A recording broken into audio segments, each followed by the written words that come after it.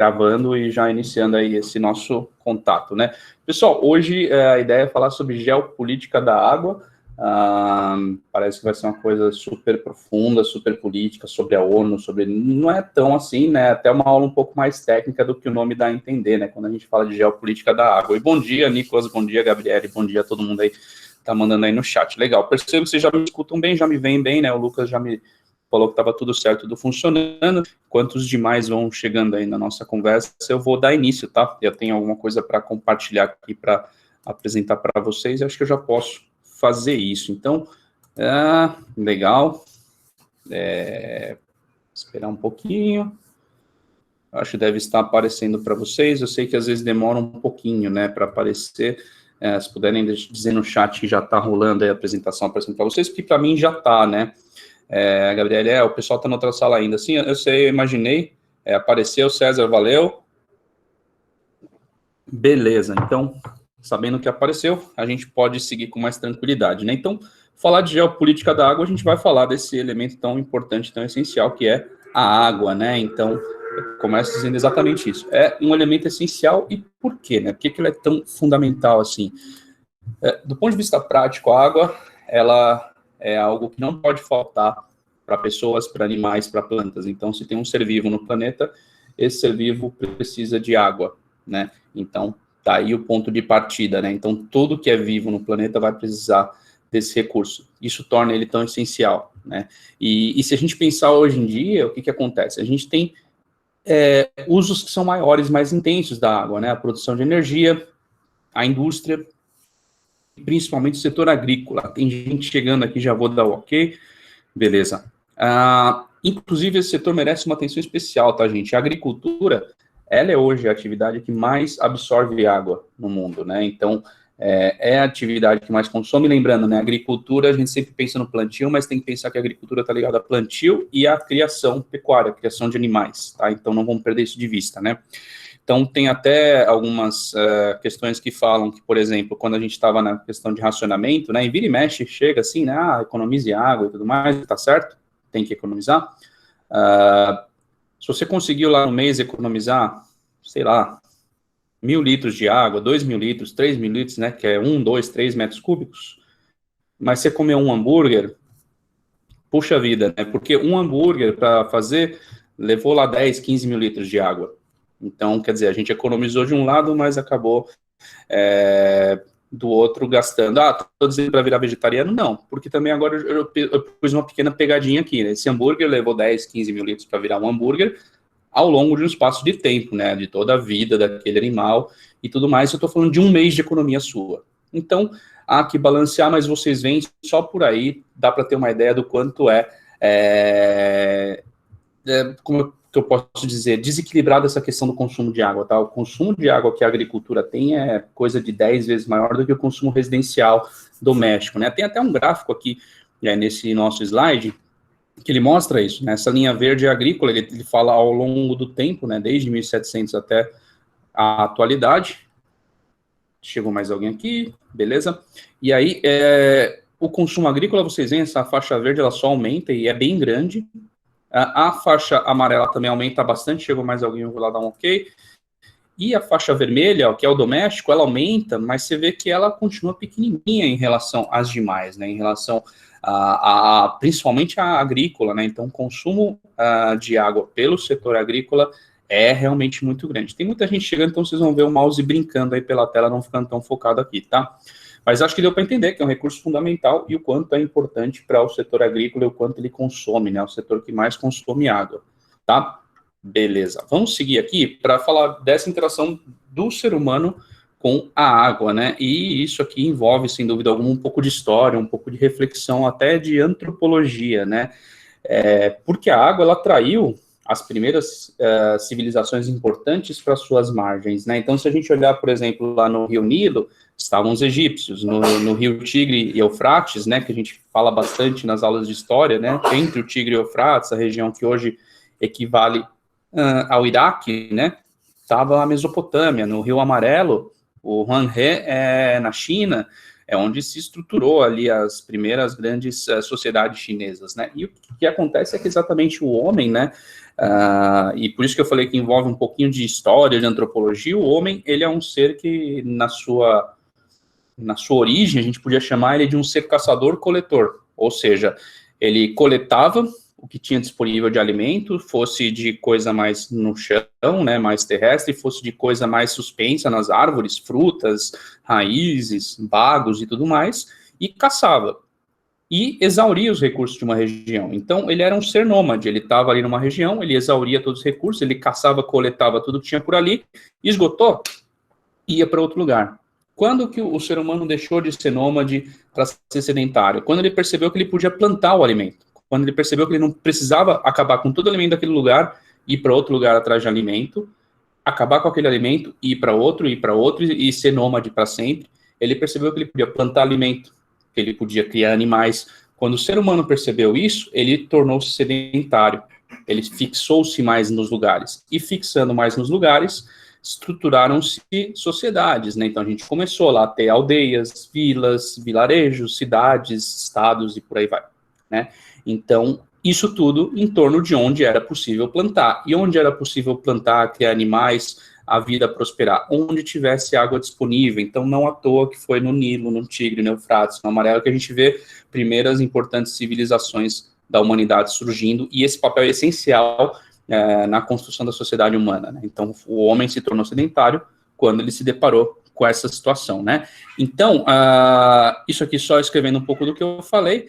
Então, o que acontece é que, assim, desde essa época, o homem interferiu com os rios, né? Então, ele alterava o curso do rio, ele construía canal para irrigação, ele construía barragem para represar o rio, para reservar água em certo lugar, ele causava desmatamento das matas ciliares, né? Mata ciliar, para quem não sabe, é a mata que está ao redor do rio, né? Tem até essa ideia do cílio, né? Que é como se fosse aquela mata que está ao redor, realmente, como se fossem os cílios da água ali do rio, né? Aquela mata que está bem perto é muito importante para manter a estrutura do rio. Você detonando mata ciliar, você tem o solo acaba indo para o rio, acaba se perdendo um pouco do rio, então importante manter-se isso, tá? E o homem, desde essa época, interferiu com o rio, né? Ele mexeu com o rio nessa estrutura, tá? Aqui tem alguns mapinhas legais que mostra bem, né, essa região aqui do Tigre, do Eufrates, né, da Mesopotâmia, e do Rio Nilo, onde tiveram os egípcios. Vocês vão ver que toda essa região verde, né, ela foi denominada como crescente fértil, né, porque parece realmente uma lua crescente. Não façam confusão, né, porque vocês vão saber que lá no Islã, né, tem muito aquele símbolo da lua e da estrela, não tem nada a ver com isso, tá? Já ouvi falar disso, já até acreditei em princípio, mas depois eu fui atrás e não tem nada a ver. Esse conceito de crescente fértil é bem mais recente, é de um professor ou inglês ou norte-americano que ele olhou o mapa e falou, nossa, parece uma lua crescente nessa região, e realmente é o crescente fértil onde tem rios e onde tem produção de alimentos, tá? E aqui também na China, né, no Hanhe, que é o Rio Amarelo, vocês vão ver, a gente falou por acaso desse rio na aula de agricultura, né, ele tem esse solo mais claro, mais amarelo ao redor dele, que é o tal do loess, né, que é bom para trigo, bom para arroz, então realmente a humanidade se desenvolveu bastante aí. Não temos nada no chat, então a gente vai seguir aqui, tá, pessoal? Para o nosso segundo momento aqui para falar sobre água e ser humano, né? O que acontece? Eu terminei aqui falando para vocês que o ser humano, desde sempre, nessa sua relação com a água, quando ele começou a utilizar ela, vamos dizer assim, para efetivo plantio, para produção de alimentos, criação de animais, para se fixar mesmo numa região, o homem sempre interviu ali, né? Então, ele fazia rios, fazia barragens, canalizava, destruiu a mata ciliar, ele irrigava e tudo mais. E essas ações nem sempre foram planejadas, né? Para ser bem sincero, no começo nem se tinha tanto conhecimento dos impactos, né? Mas hoje se tem um pouco mais, só que não se planeja. Às vezes, por não saber, às vezes de propósito, às vezes por ser caro, mas não se planeja. E o que isso impacta, né? A disponibilidade de água potável. Se a gente for pensar, a disponibilidade de água potável, ela tem diminuído, porque a gente não tem cuidado direito disso. Então, se a gente for pensar, desde a época lá do Nilo, do Eufrates e todas essas civilizações antigas, a gente tem menos água, porque a gente não está cuidando direito dela. Os nossos rios têm cursos menores, a gente tem... e eu vou avançar um pouco aqui, né, eu vou seguir, aí depois a gente conclui com isso, mas a gente tem interferido na disponibilidade de água, né, e ao mesmo tempo, a gente cresce. a nossa população cresce, a nossa sociedade se tornou urbano-industrial, ou seja, concentrada em cidades e com muitas indústrias, né? Em 2006 foi um ano muito marcante, porque a população urbana passou a rural, né? Acho que eu já comentei disso, e talvez até alguns se assustem e falam, nossa, mas só agora, só em 2006, eu já tinha nascido e tal. Mas pensem que, por exemplo, a gente falou da aula de agricultura há 2 semanas, e tivemos isso na revisão, as populações de Índia e China, que são países com populações enormes, estão na sua maior parte na área rural. Então, você tem grandes contingentes populacionais na área rural, só agora em 2006 foram ultrapassados esse número pela área urbana. Por quê? Porque realmente áreas urbanas em outros lugares estão muito concentradas. E o que leva a isso, né? Crescimento demográfico, não sustentável, e a sociedade urbana-industrial. Isso leva a gente para um aumento do consumo, porque existe mais gente, e ao mesmo tempo a gente polui mais. Isso volta lá no começo que eu falei, né? As intervenções do ser humano vão mexendo na disponibilidade de água, estou falando de água potável, água doce, no planeta, né? Isso interfere bastante, porque a gente consome mais e a gente polui. Quando a gente polui, a gente diminui o volume de água disponível. Olha só para o Rio Tietê, Rio Tamanduateí, Rio Pinheiros, seriam águas doces, águas potáveis, águas disponíveis que não estão mais, né? Em determinado momento, Tietê até é navegável, até é consumível, até dá para nadar nele, mas tem que correr bastante esse rio para o interior para que seja possível pensar nisso. Mas é possível em alguns pontos ainda, mas aqui no contexto que a gente está, não é. A gente teria disponibilidade de água passando pela cidade e a gente não tem, e fica faltando água se a gente não cuidar e tiver um consumo exagerado, ou se não chover. A gente fica dependendo de chuva para ter água quando tem rios enormes pela cidade, o que é meio absurdo, né? Mas é o que acontece. E a nossa população, estamos em 2020, né? Quer dizer, com 7 bilhões de habitantes. Espera-se que em 2050 a gente chegue a 9, né? E a gente já está nesse contexto de população urbana maior, então isso só tende a aumentar. É onde que vão ter esses 2 bilhões de habitantes a mais? Nas cidades. Então a gente vai ser mais urbano, mais industrial e vai ter menos água.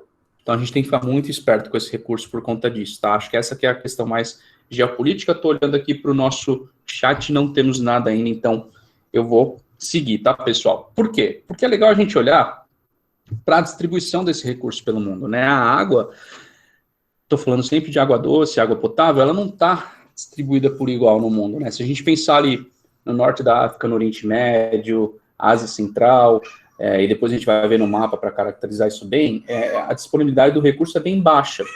Só que se a gente olha, por exemplo, para Canadá, Estados Unidos, Austrália, eles têm bastante, né?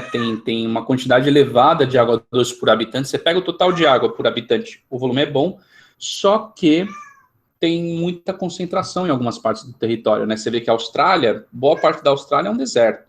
Estados Unidos também tem o Vale da Morte, tem algumas regiões mais desérticas, tem regiões de águas congeladas. Então, quer dizer, você tem muita concentração em uma parte e outras muito secas. Então, isso também é, em si, um problema, principalmente porque a gente fala de países continentais, de países que são muito grandes, né? Onde a gente pode falar que há uma certa tranquilidade, sempre entre aspas, tá? Uma disponibilidade maior de água, é a América Latina, né, a África Central, aquela região da África Central, porque ali é uma região de floresta equatorial, então tem muita chuva. Própria Rússia, Canadá, Oceania, né, entre outros países, né? Então, até olhando para esse mapa, o que é legal a gente procurar no mapa, né, lugares verdes e lugares roxos, né, o roxo.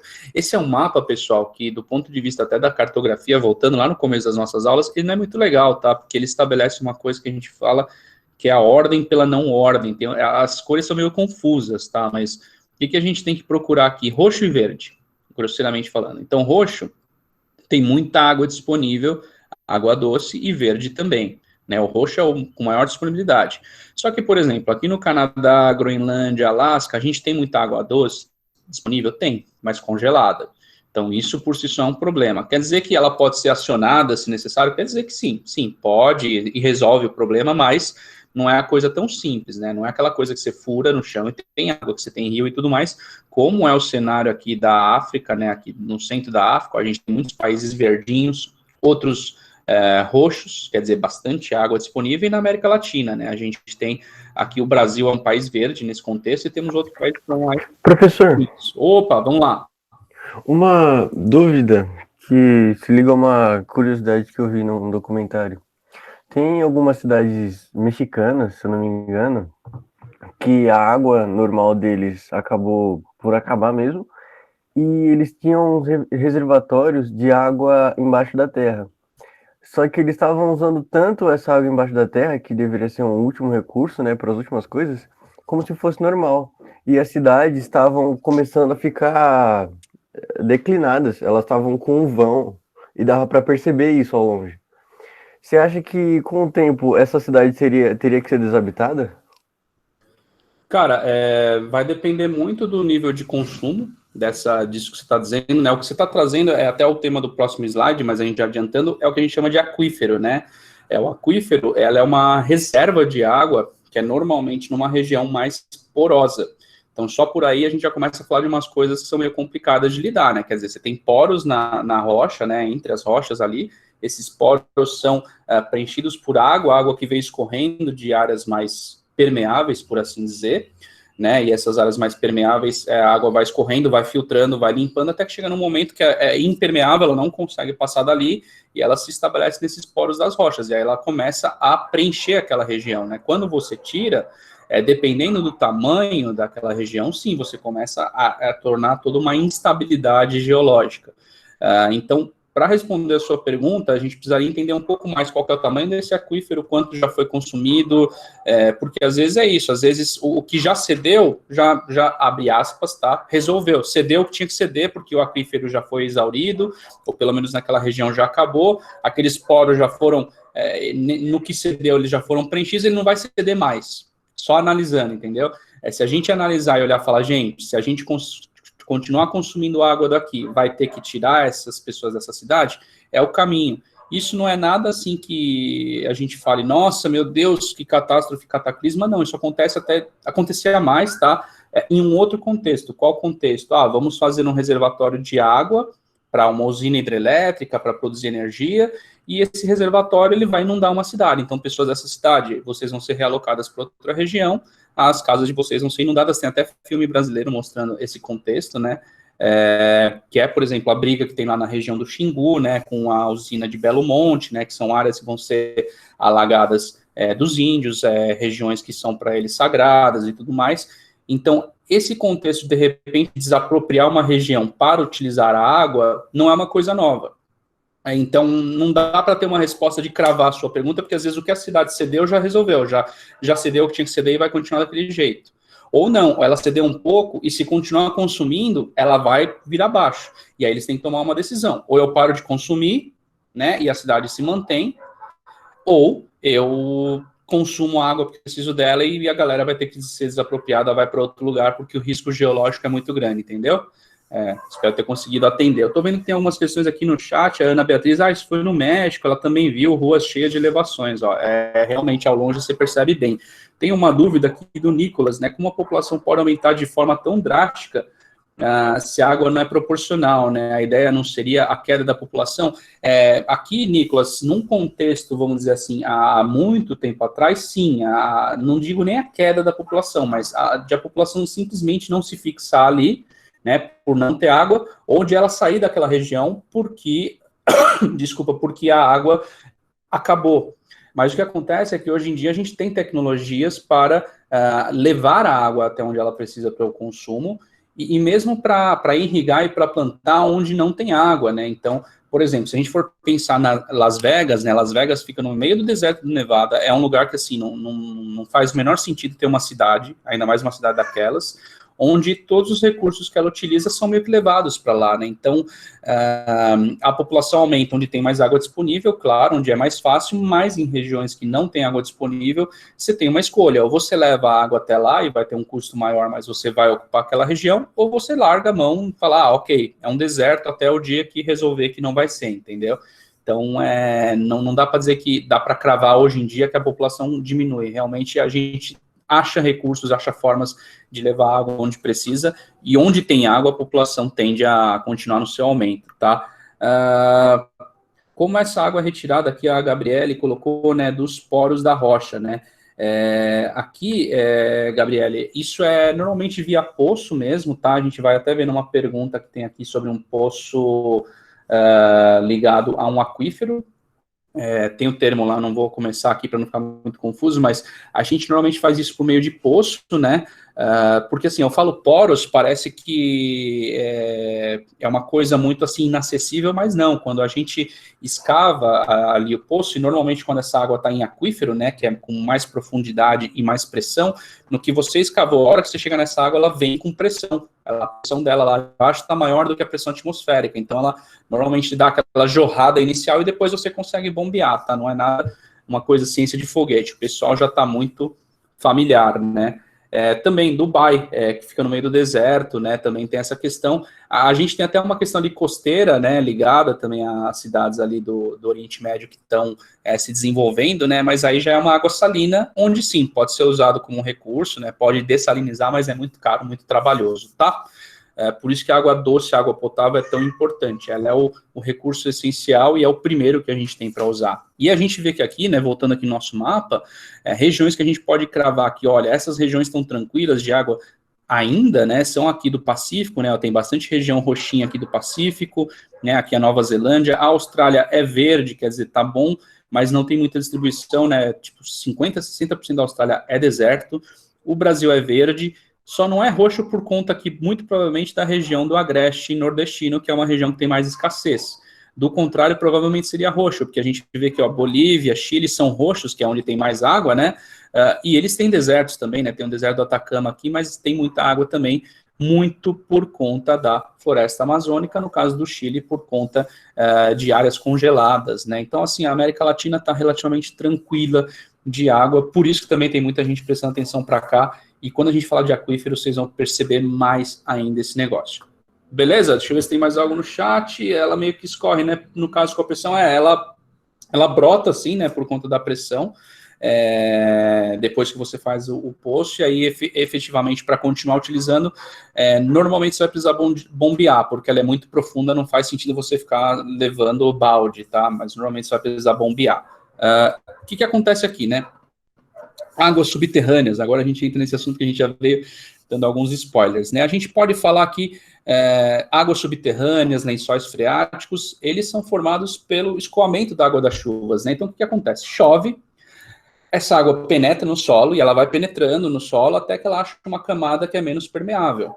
Quando ela chega nessa camada menos permeável, ela tende a formar esse lençol freático, essa água subterrânea, esse rio, né, subterrâneo, que está em fluxo, tá? É um rio, é uma água subterrânea, mas, como eu posso dizer, em regiões menos profundas, que está se movendo, está se deslocando, tá? Só que assim, quando a gente vai para áreas mais profundas, as rochas que compõem o solo têm esses poros. E aí, quando a água se concentra nesses espaços, normalmente fazem reservas maiores, que são os aquíferos. Então, tem esse conceito, né? A gente tem aqui o nível do solo, a água penetrou ali no solo, escoou, né? Ela foi indo até que ela chegou numa parte menos permeável. Aí ela faz um lençol freático, mas ainda assim, em outras áreas ela continua escorrendo, ou do próprio lençol escorre um pouco, e ela vai para áreas mais profundas, encontram os poros, e ali sim elas se concentram e formam grandes reservas, tá? E nisso, em todo esse processo que ela vai descendo, ela vai sendo filtrada, porque a natureza é incrível, é genial, o problema da natureza é o homem, então a água vai sendo filtrada até que ela chega lá no aquífero, chega uma água extremamente pura, extremamente limpa, tá? Então os aquíferos são mais puros, mais limpos do que os lençóis freáticos que estão em camadas mais altas ou menos profundas, como vocês preferirem, tá? Então, no Brasil, né, deixa eu ver se tem alguma coisa no chat, tem algumas, eu já volto ali. No Brasil, a gente tem duas importantes reservas, tá, com esse perfil de aquífero, dessas reservas de água nos poros da rocha, né? Uma delas é o aquífero Guarani, já conhecia, sim, muita gente já conhecia o aquífero Guarani, e outra é o aquífero Alter do Chão, tá? Esse eu não conhecia, muita gente não conhecia. O aquífero Alter do Chão, ele dá para dizer que ele, não que ele foi descoberto, né? Ele foi comprovado em 2010, muitos cientistas já tinham, em suas pesquisas, estavam olhando para isso e falavam, gente, tem um aquífero aqui. Aquífero Aqui.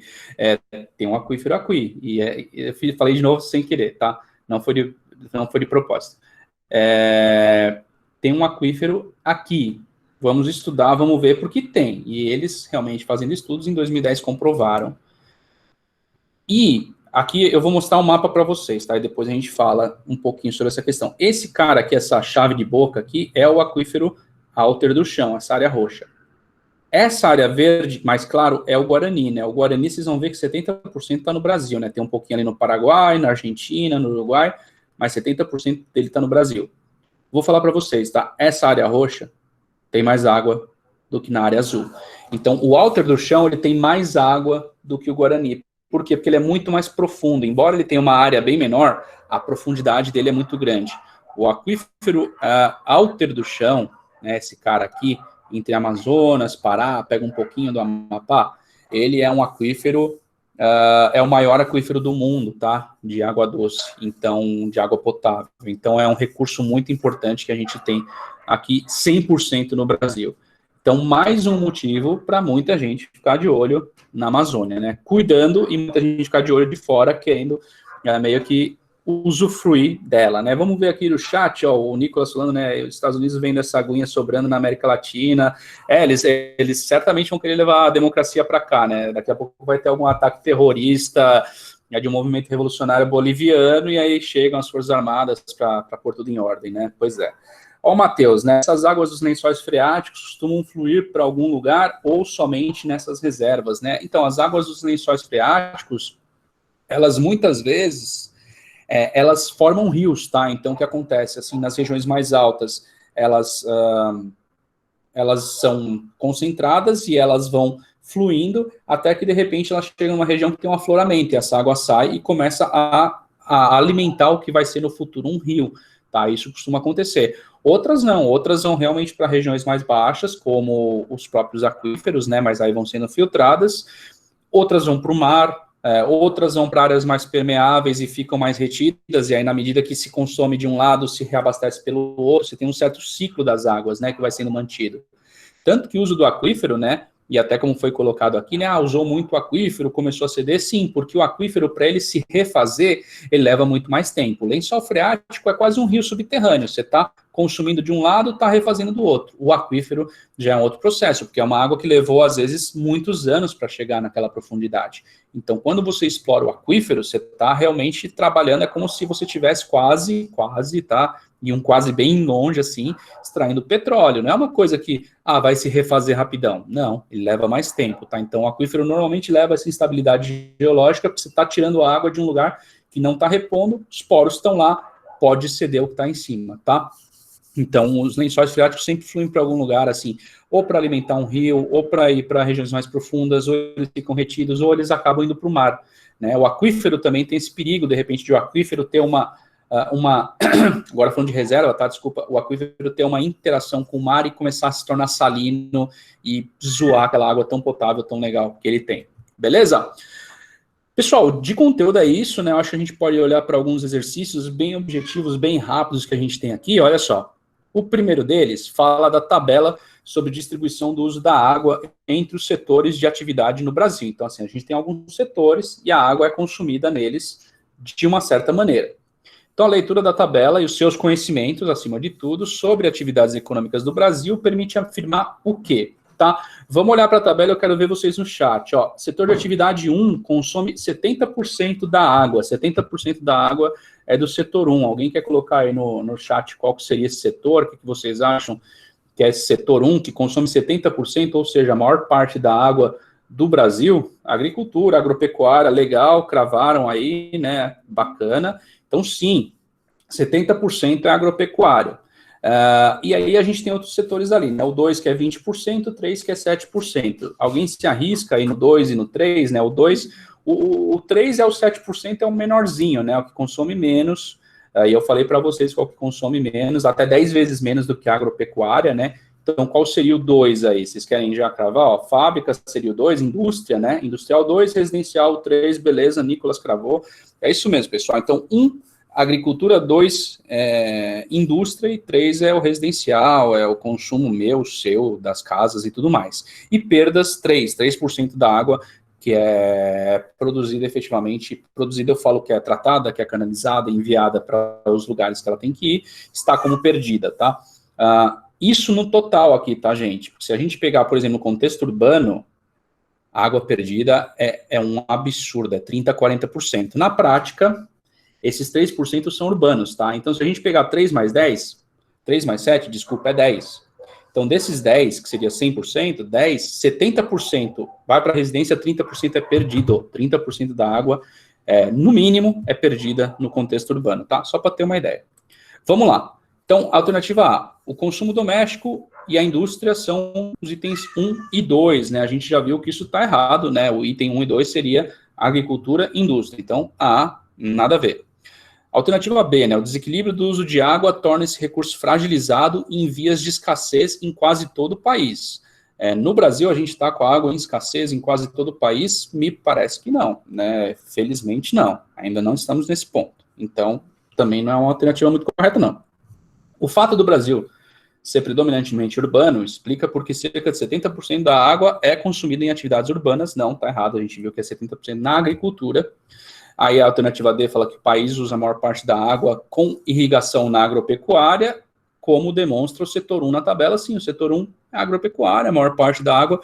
Parece que a gente tem uma vencedora aqui. Vamos ver só se a E não é mais certa, né? Que às vezes acontece, né? Setores 1 e 2 representa a atividade com maior nível tecnológico, né? Usos adequados e eficientes. Não, né? A nossa agricultura é bastante extensiva, não é intensiva, então ela não tem muita tecnologia e não é muito eficiente, e é quem mais consome, então essa alternativa está errada.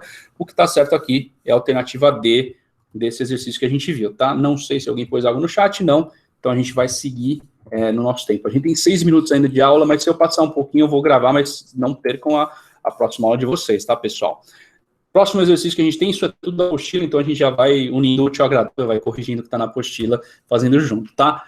Ó, entendendo que as setas do esquema significam água entrando na superfície ou saindo, né? Esses nomes aí, livre, né? Tá aqui, ó, para vocês, livre, suspenso, confinado, costeiro, né? Referem-se a uma determinada estrutura líquida do planeta chamada geyser. Vou segurar para não rir, né? Aquífero, faço ideia, nascente, bacia ou foz, né? Pelo amor de Deus, né? Só lembrar o que a gente veio falando até aqui. O que a gente está falando aqui, obviamente, eu não vou nem passar muito pelas outras, é do aquífero, né? Essa é uma pergunta até bastante simples pelo contexto que a gente veio falando de aquífero, martelando essa palavra nos últimos minutos, mas só para explicar para vocês, né? Essa imagem ela é meio esquisita, tá? Esse livre aqui tá meio estranho, tá? Outro dia vocês procuram aquífero livre na internet, vocês vão ver que é meio diferente disso aqui, tá meio estranho esse livre aqui em cima. Cadê meu mouse? Aqui.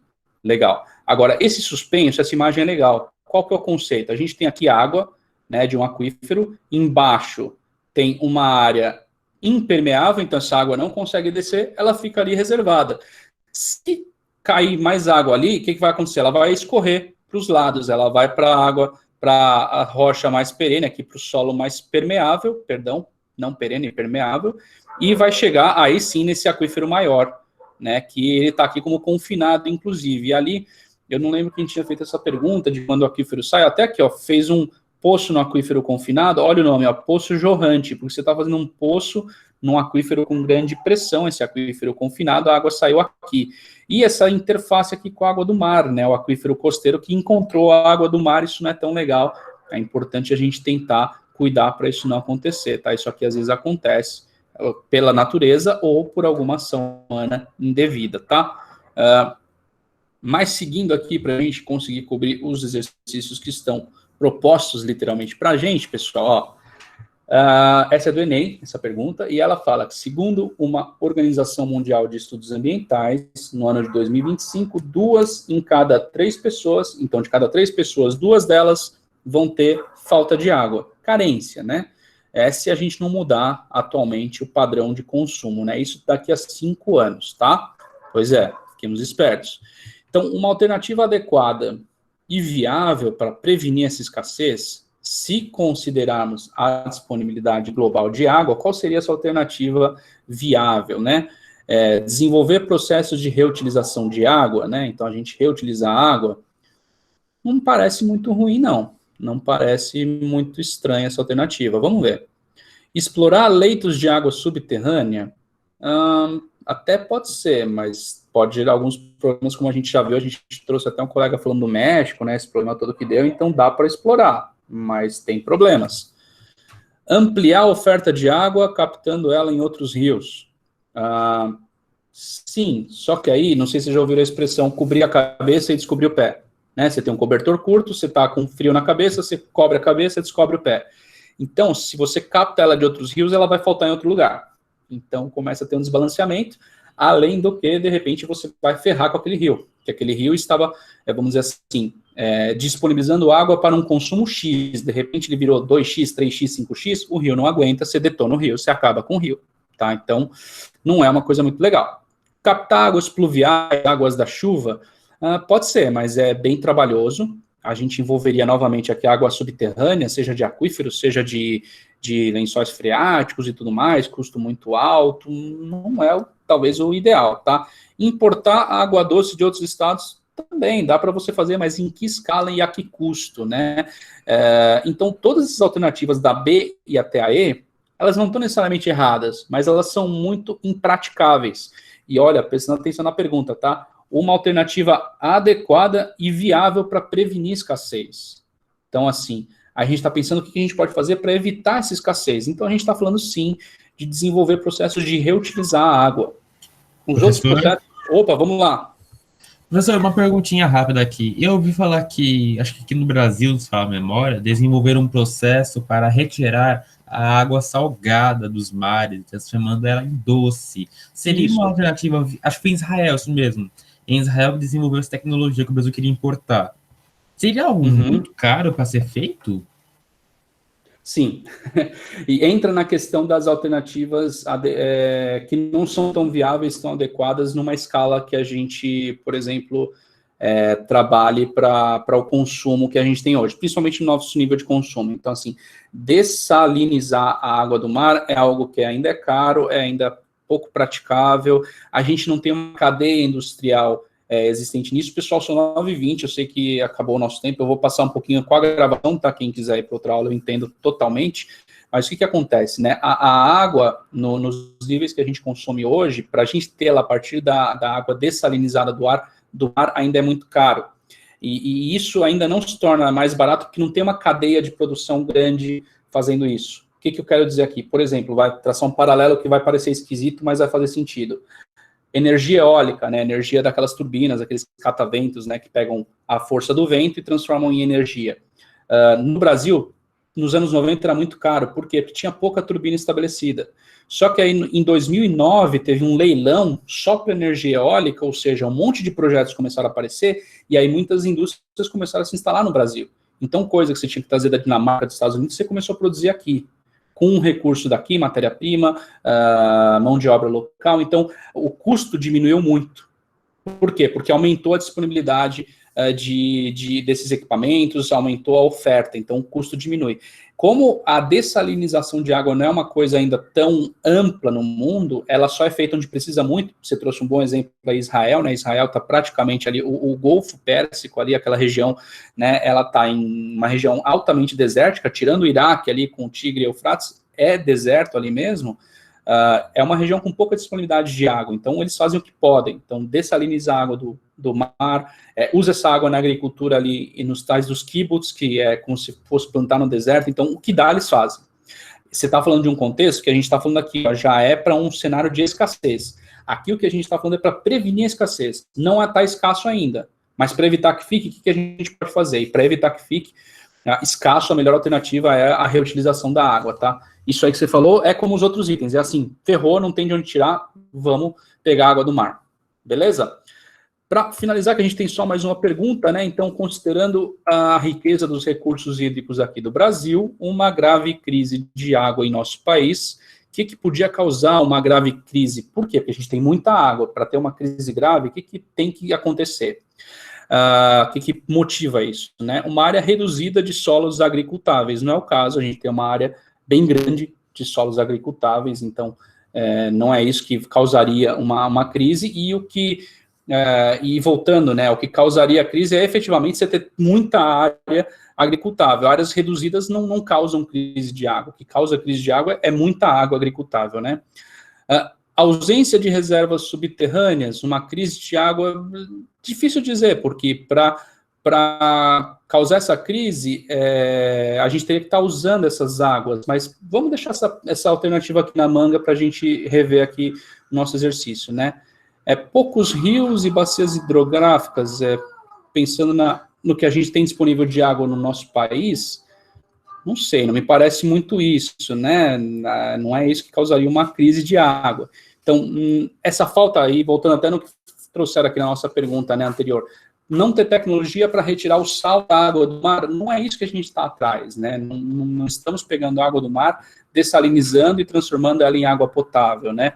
E, por último, degradação dos mananciais e desperdício do consumo. E aí sim a gente chega numa alternativa totalmente certa, né? Então, pensando num país como o nosso, que não tem áreas reduzidas agricultáveis, tem bastante área, tem bastante reserva subterrânea, tem bastante rio, tem bastante mar, se a gente precisar, a gente tira esse sal da água e usa. O que poderia fazer com que um país como o nosso tenha falta de água? Degradar os mananciais, né, essas áreas ao redor da água, e consumir de forma errada, né? Mesmo que o nosso consumo residencial responda por pouco, é legal a gente ter um nível de consumo adequado, né?